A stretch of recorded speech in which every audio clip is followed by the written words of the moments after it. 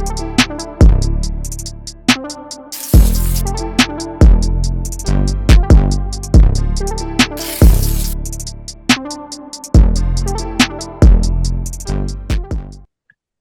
up? Welcome back to the podcast. Y'all are just checking in with your two favorite people on the internet. It is everybody's favorite uncle, moi, Uncle Don Don. Also joined by my virtual half, Qualls, aka. Mr. Qualified. How y'all doing? And we got a special guest here today with us. Very special. Hello, everybody. I will let her introduce herself, but she is, if I'm everybody's favorite uncle, she is one of my favorite people. So boom, I'll go with that introduction. But we got the one and only Alice. Alice, introduce yourself to the people. Hi, everybody. I'm Alice, like Alice in Wonderland, which is what I tell everybody so they don't spell my name wrong. And the other day I was at White Castles and they spelled it Alise. So things are going well. You want me to introduce myself now? Yeah, go for it. Okay, I am a lawyer here in Chicago, and I mostly practice in government law. Not very interesting, but I do get off work at 5 o'clock, and I do not answer my emails after 4:30. So things are well over here. Born and raised here. Me and Donald have been best friends for probably a decade at this point. And what's funny is that I've seen him yesterday, and we both look exactly the same as we did yesterday. I was gonna say that, like, oh, you look like yesterday in there. Yeah. Right. Well, Donald, first and foremost, congratulations are in order for you. If y'all haven't realized yet, Donald is back on Instagram. Round of applause. Round of applause for Donald getting back on Instagram. He did not want to do that. Let me tell you, he did not want to create that new page. But we are thankful that he did. So welcome back to the Inches of Webs, brother. Welcome back. Yeah, thank you. So if y'all have not seen or followed me yet, I am now on all socials. It's _ Uncle Don Don. That will now be the new branded handle. So it's _ Uncle Don Don. Y'all can get that other dude up off y'all's page, block him. I was not selling y'all crypto. I was not trying to become a host for whatever they were talking about. So it was all fake news. Indeed. That was very insane, actually. Yeah, it happens so quick. Life really does come at you fast because you had just reposted something. Yeah, which made it even more bizarre because I'm like, well, that doesn't seem right.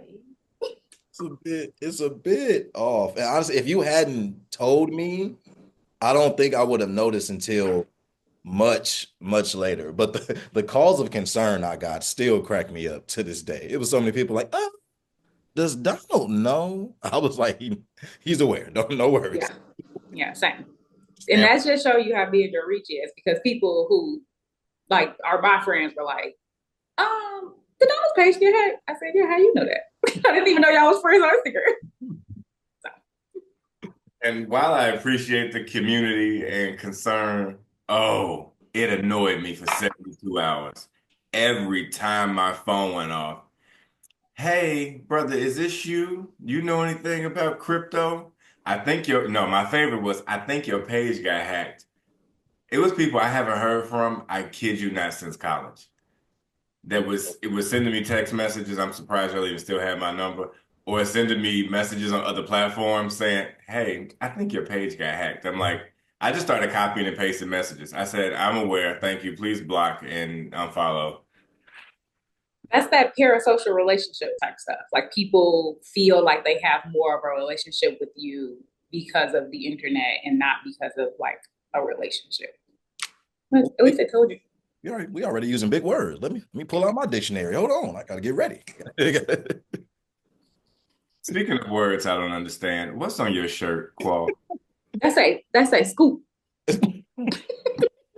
It's Scott, but it might as well be Scoop. Same difference. No, I was in the lane of Scoot. I wasn't sure. But it says Scott, but it's an acronym for success comes over time. Oh, okay. You know, black people, we love a good words on a shirt. We do. We gotta stop doing the screen printing. We no more screen print t-shirts. We gotta close the systems down. But I can't do it anymore. But that one's cute. Thank you. No, we really do. I agree because we will put any and every word on a t-shirt, and the buck has to stop somewhere. Somebody has to eliminate this process. T-shirt screen printing in the Black community is like memes making it to like old people on Facebook. Like the minute when I don't want to see I'm speaking anymore on nobody else's t-shirt. Like, come on, Maxine Waters, we get it. Like we know it already. Like you don't have to wear a t-shirt. You don't. You don't. The Barack Obama, if folks want to pop off, I said we don't need this one t-shirt. How else we gonna support each other? You know, you got to buy a t-shirt to support. You know, that's how we support in the community. And the t-shirts be $60. I know, and be misspelled.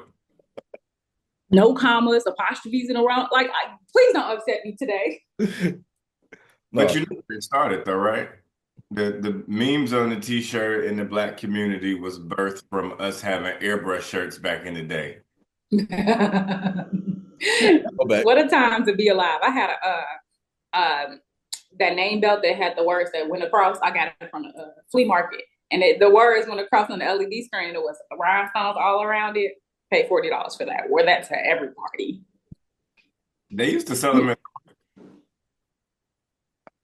I had one airbrush shirt. I forgot whatever little moniker I called myself going by at the time, but I had that put on the airbrush shirt. And the messed up part is I only wore the shirt like once or twice. Right, because you can't get caught slipping wearing that too many times. You can't, too many pictures. What an insane time. On your chip. Yeah, oh, way too much, way too much. Rita was not happy at all. She did not like that purchase whatsoever. She was not a fan. That's a little ghetto. Just a little bit. You know, she tried to raise us with some class, you know, a little bit of coof. You know what I mean? That didn't have too much coof. That's why. So I had hair growing up, Donald. Okay. I tried to wear, so I grew my hair out. They called it a salve back then. I don't know if that's what that's what they called it.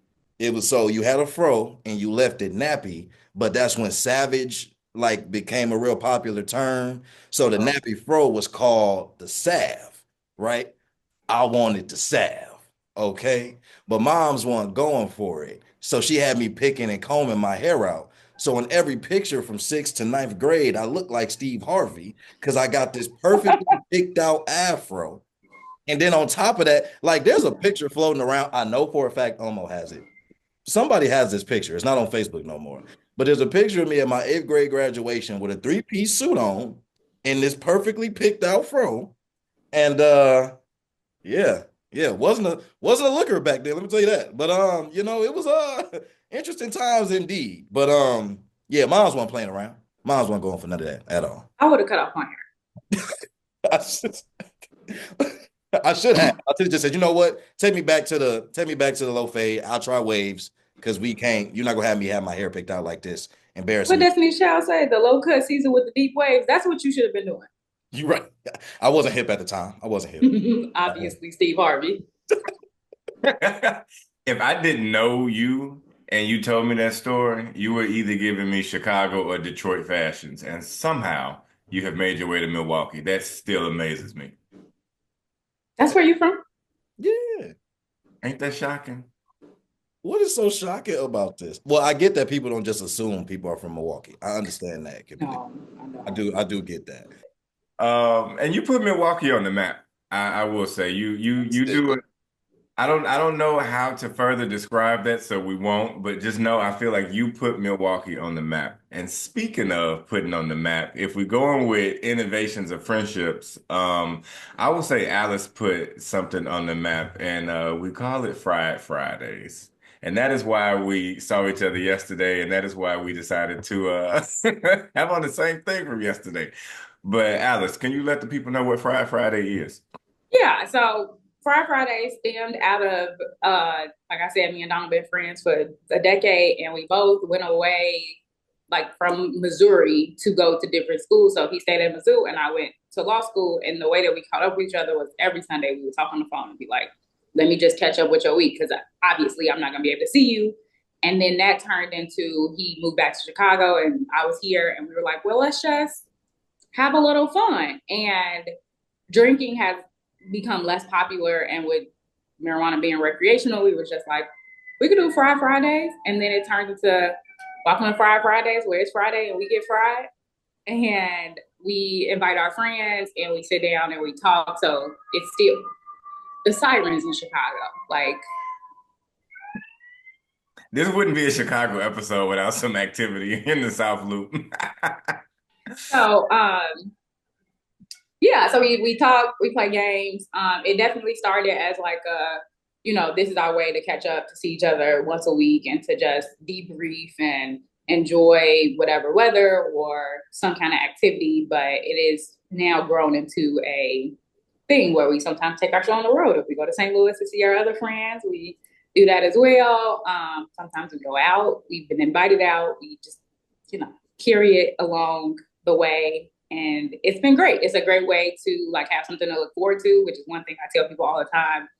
It's hard. The weeks are hard. Like we ain't even got to get into what's going on in the world, but days get long, weeks get hard. And the one thing that like helps you have a very fulfilling life is to have something to look forward to, and more particularly something to look forward to with your friends. To have deep and true relationships and friendships is a life hack that we do not talk about often enough.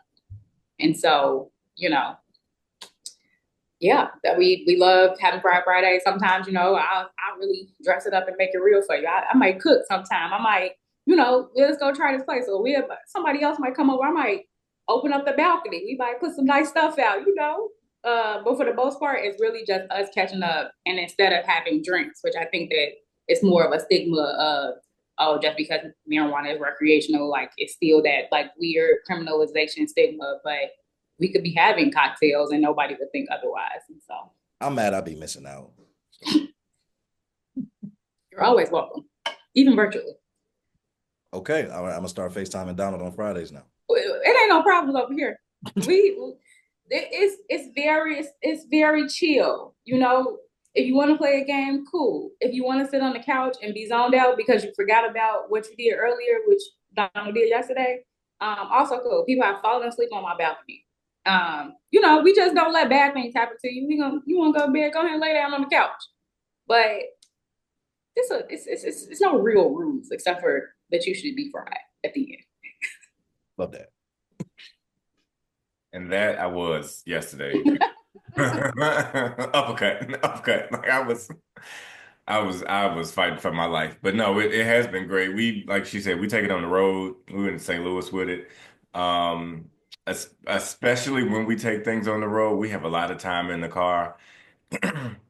And we go down some real rabbit holes. Like oh boy. Yeah. I mean, I've had some very random conversations with Donald as well. So Donald is a great friend to have if you want to go down rabbit holes and, try to figure out the depths of things that are random as hell. But you do need those friends. I agree. Yeah.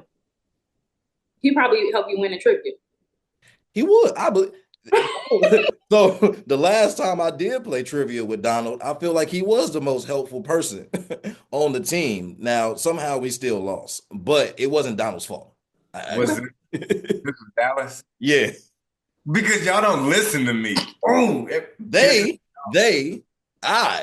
as a collective, nobody in that group was listening to me, and I knew the first three answers. So I'm just like, I don't know. I know a little bit about a lot of things, so I am the perfect game show person to take. So if anybody's out there wants to go on a game show and wants to win some money, please take me. We can go on Family Feud right now. Right. I want to do it for the plot. Like Right. when you go to a new job or a new place and they be like, oh, tell us a fun fact about yourself. I want to be like, I was on the game show, and everybody like, I find out. That's what I want to do. Like the money, cool, that's cool. But the fame at work, to be the most famous person at work, can't be a personality hire without the lore. You cannot. I'm so weak. That's how I feel when people bring up the podcast at work. See? Donald, everybody be like, you have a podcast with Donald? Because it's people that, but you have a podcast with Donald? I'm like, yeah. How did you find that podcast? Oh, it's not on Facebook. Oh, I will be posting on there sometimes. Okay. Well, yeah, check it out. I guess when you get some time, let me know what you think. But yeah, it's a little popularity going on. The lore, I like it. I respect it. I feel like in my mind, I'm like, I don't ever want to be famous. That's too much work. But the Libra in me is like, injecting into my veins. I want people to walk up to me like, "Ain't you that girl?"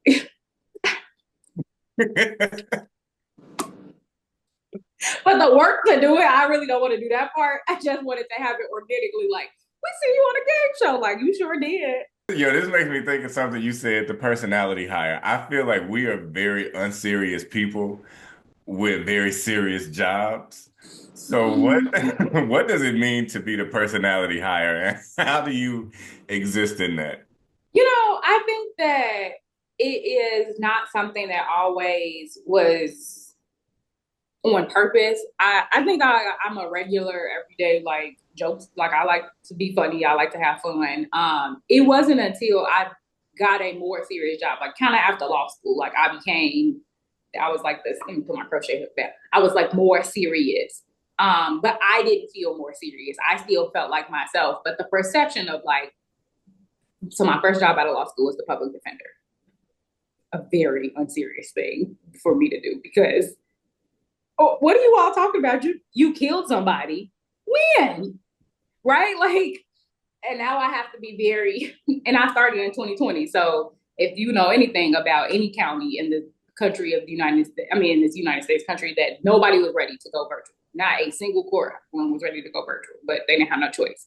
And so now here I am, a millennial, trying to like send my funny memes on Teams, but be serious because like people are dying, Kim. And then also be like, hey, like, everybody should go take a shot as soon as we get off work for virtual happy hour. And I kind of grew into the role because I think that you can't really lose who you are. So like the personality hire is not a person who doesn't have a personality outside of work. Like this is not a manufactured thing. This is learning a balance of these people are not necessarily my friends, but I can't, I'm not gonna fake the funk. I don't be at work, you know, I I work a very serious job now, which I think is very funny because why do I spend all of my hot years sending emails? I do not know. But I help people with like their state benefits. And so there are people coming in very serious and dire straits, and I really care about those people and those are important to me. But also, if something funny happened, I'm definitely sending it in the group chat. It's I think that when you are in your 20s and you first kind of starting out and like your career, it's one of those things that you kind of hope that you don't rub people the wrong way because you already got age is not on your side. If you're a black person, they kind of already looking at you very, intently. I've learned some hard lessons about being at work and like being more gregarious. If we, throwing out big words today, my little SAT word. And being more, charming and just trying to get people like being a people person because I am a extrovert that absorbs introverts. So a lot of my friends or people that I like friends from work, they are introverts, but it's because I've kind of like pulled them into my field. Like, hey, you seem like a person that's not going to be annoying. Do you want to hang out with me? So it's just one of those things that either you got it or you don't. And I don't think people should fake it. Like you shouldn't be coming in trying to be the personality hire. You do have to do work. There are people that I find entertaining that I also find to be dumb, and the dumb part outweighs the entertaining part. And so then it's not fun for me anymore because we did come here to do a job, and when you don't do yours, then I'm not going to be a personality hire anymore. I'm on your ass. Where's my email, buddy? And people don't like when you switch up like that. So I don't know if I answered your question. No, you did very thoroughly. I feel like I don't even need to answer no more. But I think for me it was funny because I don't feel like I don't feel like I was the personality hire originally, but I feel like it just naturally happened because of the team that I came on to. So it was a team full of women that are not this. Love them though, respect to them, nothing wrong. Just saying. That's the reality of the situation. But it was funny because I'm also younger and like somewhat from a different generation. So I think just naturally the disposition was a personality hire because I'm coming into meetings and I'm coming in, woo, morning been kind of long, ain't it? You know what I'm saying? I'm being me, but it's funny because I think that like they have their funny and we have our funny. And so a lot of times it's like the mix of those funnies like makes it cool now. And like sometimes I serve as the catalyst for certain things. Sometimes I'm just in the background, like this ain't for me to partake in. I'm just here observing, and that's cool. I want y'all to have y'all moment. But no, but that balance part is absolutely true. It's that balance of like we're here to do a job and we're here to do the work, and our work is serious, like just dealing in case management and working with the students and some of the things that they may have going on. But because of that, one thing I do appreciate about my team is we always try to find the light somewhere. We're always trying to find the laughs. We're always trying to find a bright spot because the work is so heavy. So, uh, yeah, the personality hire is an interesting concept, but I think I just became that because of my age and my race and my gender. Because I was the only male also on the team for the first like 4 or 5 months I was there. So I think that alone kind of put me in a space where it's like I obviously stuck out, but it was in a good way. Yeah, you just leaned into it instead of letting it alienate you. You're like, I can't do nothing about the fact that I'm a black man here. No. Literally, like, and I'm going to act like one. I have this hair. Yes. When my hair is not done, y'all will see me wear this beanie for a couple weeks till I get this retwist. But I'm still dressed professionally though, so we gonna make it work. Don't judge me. As soon as somebody tells me that my braids look nice at work, I start taking them down. I walked in one day with a haircut and a new style, and I feel like they didn't even recognize me. They don't. They don't. One of them did a double take.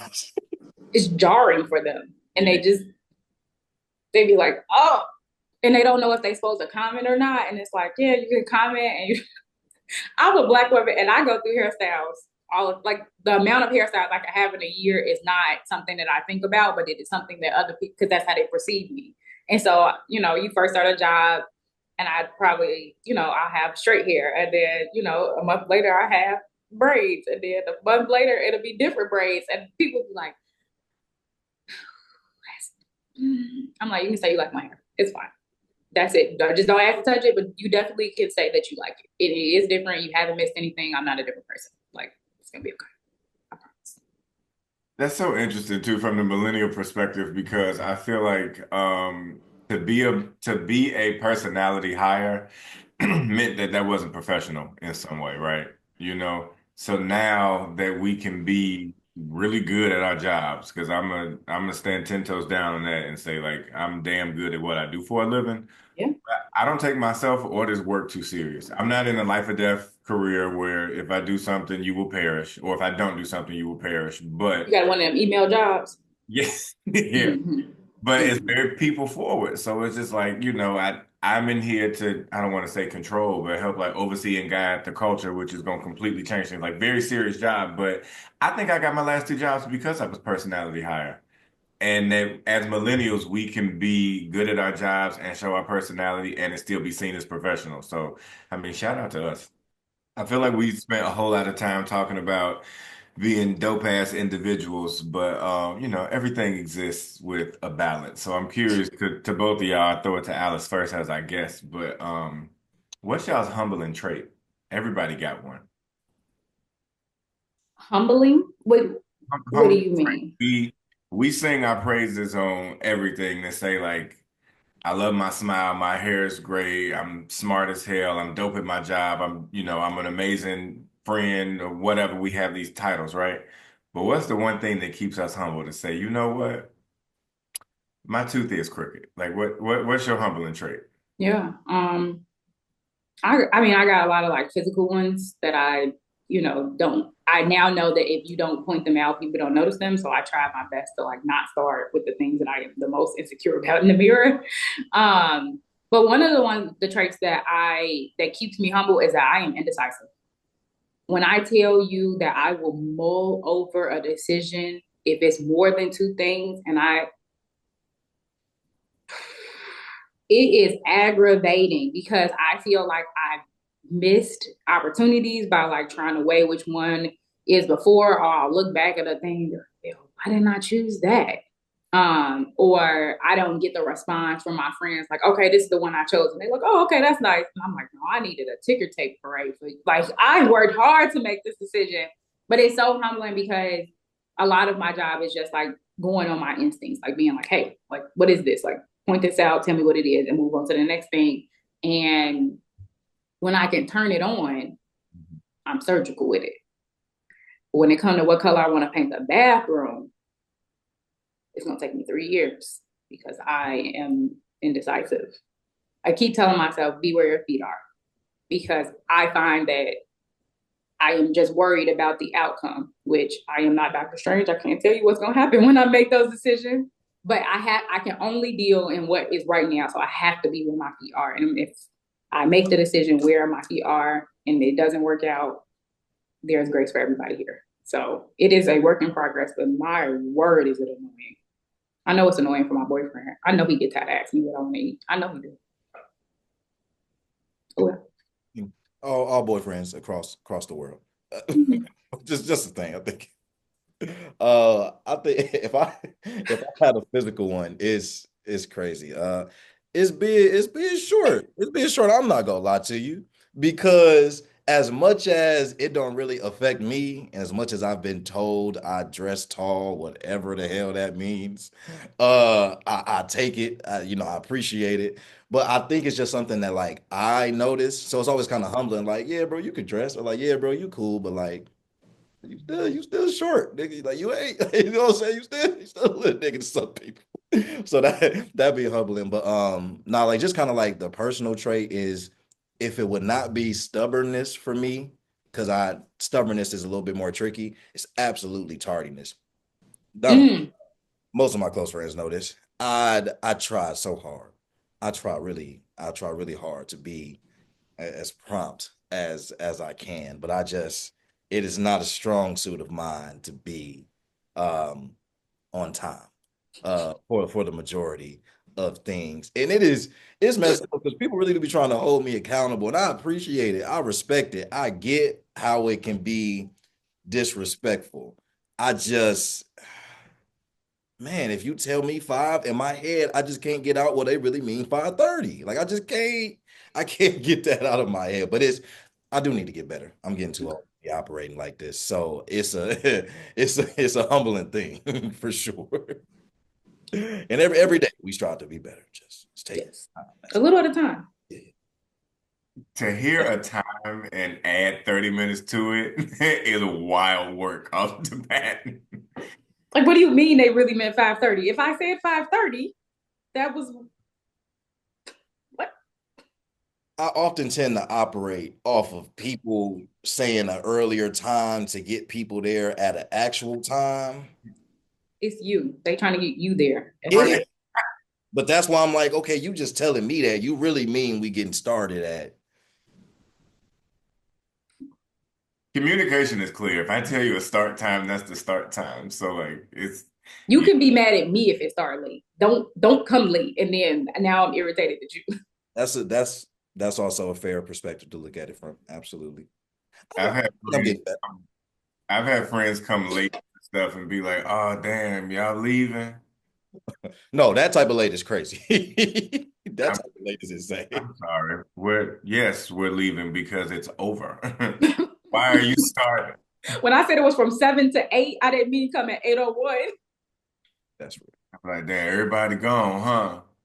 Yeah. Or you know what I hate, and this is a soapbox moment. If they know they're running late and gonna be late on purpose, they wait and then send you that text message and say, y'all still there? Don't come. Don't even come. Matter of fact, don't even bother to text me again. See, I don't feel like I'm that bad. I keep myself in the 30-minute range. Okay. I don't if it's about to be an hour, I ain't coming. Okay. You gotta shorten that to like 15 minutes. I do. I do. I That's what think I'm the working. 15-minute grace period is much better than the 30-minute one. It is. Absolutely. I'm getting there in due time. By 30, I feel like I'll be a master at it. You Donald, what's your humbling trait? time is ticking, my brother. I was really thinking while you were talking, and I feel like both of my humbling traits are physical. Uh, Mm. not to say like I think I'm the shit, but like let's be real. I'm gonna say that regardless. Okay. Whew, what a Leo. I know, right? Yeah. But no, I would say my first humbling trait is my top lip. People do not realize that it disappears when I smile because my nose is big, I have a mustache, and my teeth are straight. So it just it just kind of blends in. It's like, oh, the mustache is there, but no, like I wish I had a little less European in my DNA because Ooh, it just gone. okay. All right. And the second one that I'm personally insecure about, I don't care about my top lip, but it does keep me humble. Are my legs. I feel like I got little chicken legs. I do because I'm already a lean dude, just like I'm naturally thin, but the shape is in my shoulders. I ain't even that big for real, but like I'm defined up here, and then I take pictures next to people, and it's like, oh, is he standing on stilts? Like, yeah, it's just I don't want to be that dude that avoids leg day, so then I just look skinny swole up top and then SpongeBob on bottom. And this is why I say I don't like to lead with my physical imperfections because these are things that I've never noticed about you. And Yeah, I'm being like as your real friend, like I have never been like, dang, Donald legs look little. Like I never.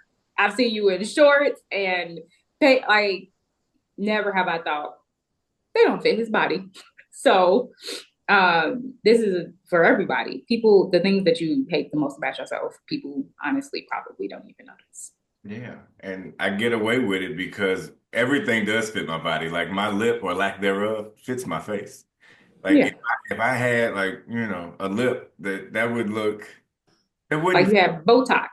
yeah, they'd be like, is he okay? They Mhm. start drooping, like no. So yeah, those are mine, but I own them and I love them. So Wait, so you wish you had the stereotypical black lips? Is that what you're trying to say? oh, I didn't say, just give me some caricature face, but like I have a decent bottom lip. It just I feel like if the top was proportionate to it, then that would be good. Like y'all have even mouths. Me on the other hand is nose, teeth, bottom lip. What? Okay.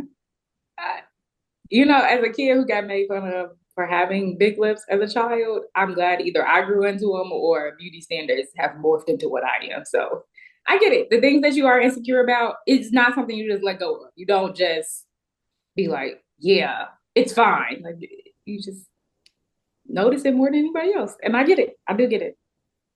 You should see the behind the scenes of me trying to take a selfie. Because if I hit a certain angle, oh, gone. Ziploc. Just but if it's angled just right, it's like, oh, okay, I'm up there. So yeah.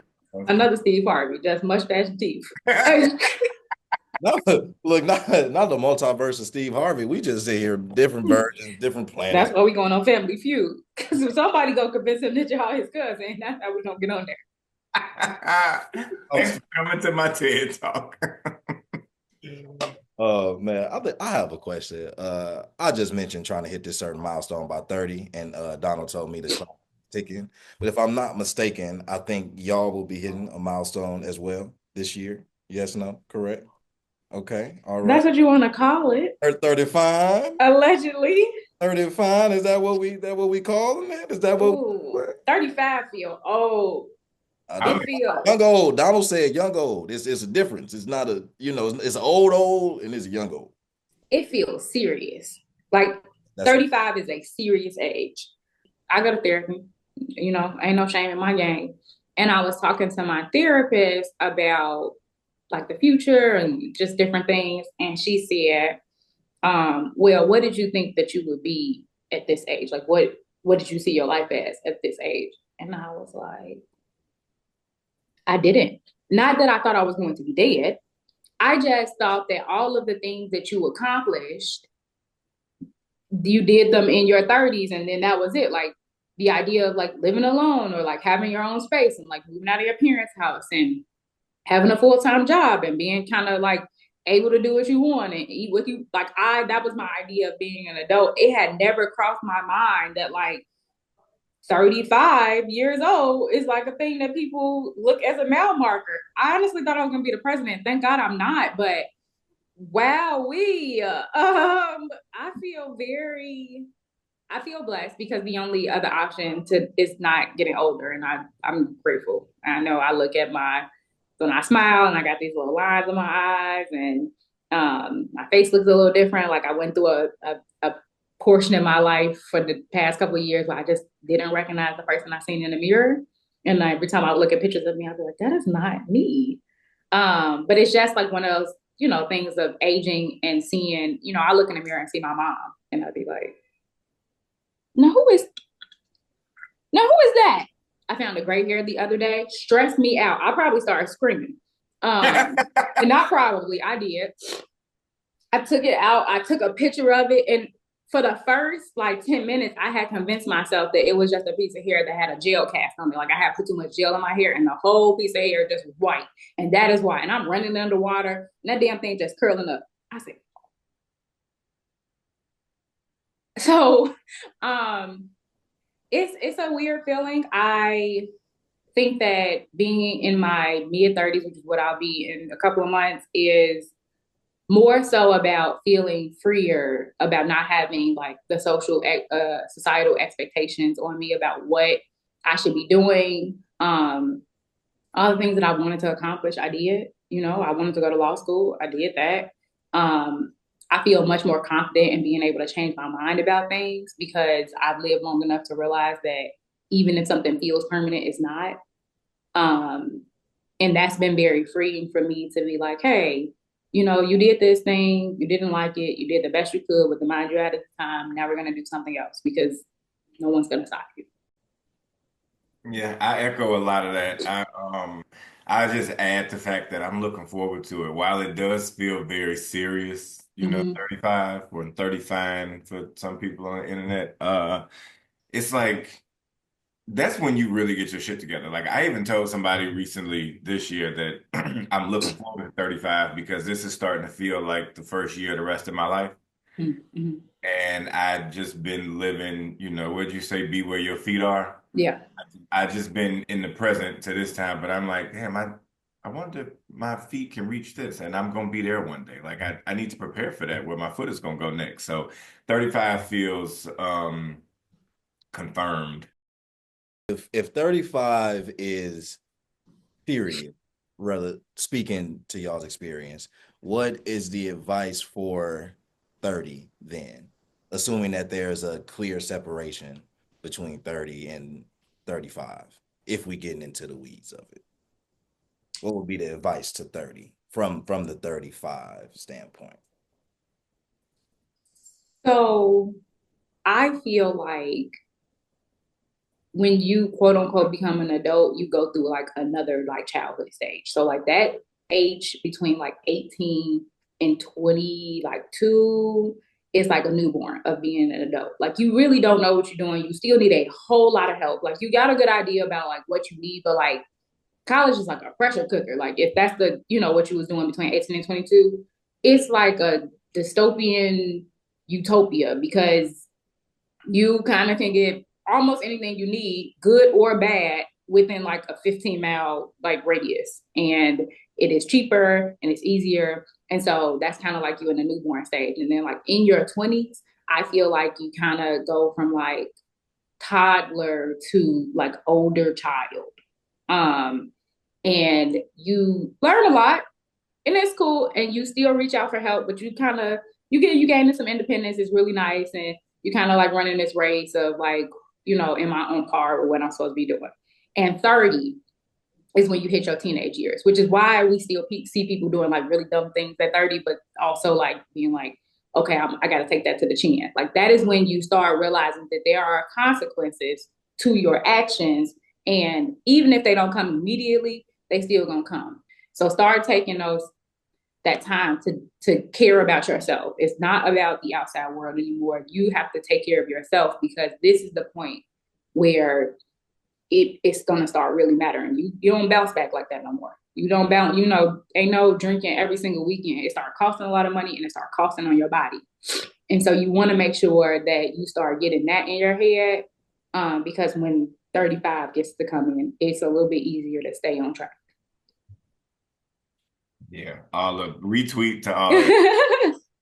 I don't know if you have met my friend Qualls. Her name is Heartburn. And she be right next to you all the time. That's a ride or die. Okay. 30 Heartburn, best friends. And it's just like, what the I be hell? shaking Tums in my purse. Like I know I got a couple in here. I feel like a little dragon. I'm just hot right here. Just and that's damn near off water. You know, like you don't even talk about taking shots because who's doing that still? Hey, It's hey, got to be chilled or it's got to be not at all at this point because Or on vacation. or on vacation. Vacation you can turn it on. hey, because you're not about to bully me into shots at my But grown we ass. I you've been don't. doing it for a while. No, I've been look, like you look. Listen, okay. Shots is for the youth, and shots is for those who don't care. And I do. I will sip with you. I will get my mixed drink. I will sip with you. We can drink. Now, ain't no problem. I don't mind it. But what I'm proving by taking shots with you, and what we doing taking three, four, five. Where are we going? And first off, outside of Colombia, I don't even believe in taking shots because I'm not paying $10, $12. You know, what I'm spending a bill on some shots for to prove what? That Absolutely. you got money that's now gone. Now the bar got it. I ain't trying to prove nothing to y'all. Y'all don't need to know my bank account. I don't even want to look at my bank account. What y'all need to know about it for? We not Yeah, I No, get it. once you realize that you got to sleep on your left side after 30 to ease the heartburn instead of staying on the right so you don't wake up with dragon breath, that shit is wild. So yes, I support everything that she just said, and 30 really is how the world describes the anticipation of 21. Mhm. mm, So the way you like, oh, I'm grown, I'm 21, I'm legal, it can do X, Y, and Z, and it's just like add nine. And then that's exactly where you are. So what she said. Mhm. I feel like you just gave us a whole bunch of gems throughout this conversation. So thank you. I will pass it to what did you say, Scott? What's his shirt say? Scoop. Scoot. I will pass it to Scoot for all final thoughts as he brings this together. Scooter. Steve Harvey. That's what the shirt means. Steve Harvey over the top. No, I'm just-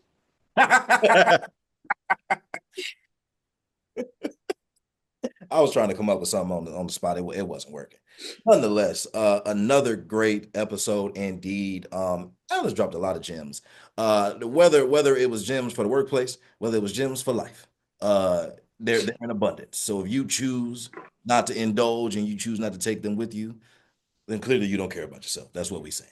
But period. nonetheless, it's been great having another guest. I think this guest run that me and Donald are planning to go on is going to be pretty damn good. You ask me, it's going to be pretty damn good. But another person that also indulges in the podcast and supports us as well, so we appreciate that also. But yeah, until then and until next time, we'll catch y'all on the next episode. Peace.